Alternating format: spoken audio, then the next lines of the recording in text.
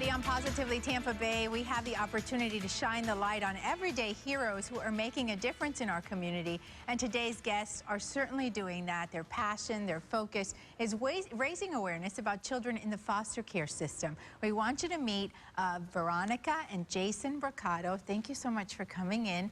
They have founded the Voice for the Orphans nonprofit. And first of all, explain to our viewers, because it's so inspiring to hear this story, why you are both so passionate about children in the foster care system. Well, I truly believe that every child deserves the unconditional love of a family. And many of the children that are placed in the foster care system are obviously there with no fault of their own. And I just can't help but feel compelled to be moved towards that and encourage not only myself but others to be a part of making their life better. And you were telling me earlier that, Jason, in your job as a police officer, you've seen these cases of the children who are, really need a home. Absolutely. Before I was a police detective, I actually worked in the foster care system. I worked with therapeutic foster kids, which were the worst of the worst. I mean, these kids were severely emotionally handicapped. And I actually went home to home and actually did counseling with them and saw them firsthand on the devastation that, that their abuse took on them. So how does Voice for the Orphans help? Basically what we do in the community is raise awareness and bring education regarding the abandoned, neglected, and abused right here in our own backyard as well as overseas. And our desire is that through this awareness and education that more people will choose to foster and adopt and make a difference in a positive way for these children that desperately need love in this time. One of the things that you have going on is you're preparing for a big community event. Tell us about that. How many folks do you expect? We're actually having a 5K 1 mile family fun run at Cruise Lake Park in Spring Hill.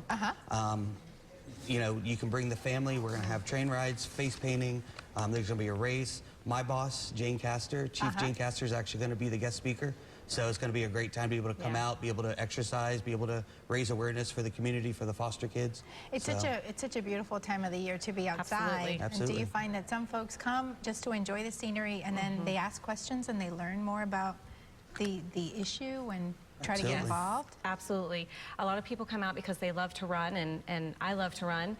So it's a great combination. And then as they're out there, obviously it does help raise awareness for our organization as well. And it's quite an honor of having Jane Castor with us as well. So. You all see so many children, specifically in Hillsborough, and is it Pasco County? As well. How many would you say are in need of foster care? It changes on a daily basis, but at least, at minimum, a conservative number would be at least 2,000 between Pasco and Hillsborough in the foster care system in need of foster parents. What is the biggest misconception that holds people back from becoming a foster parent?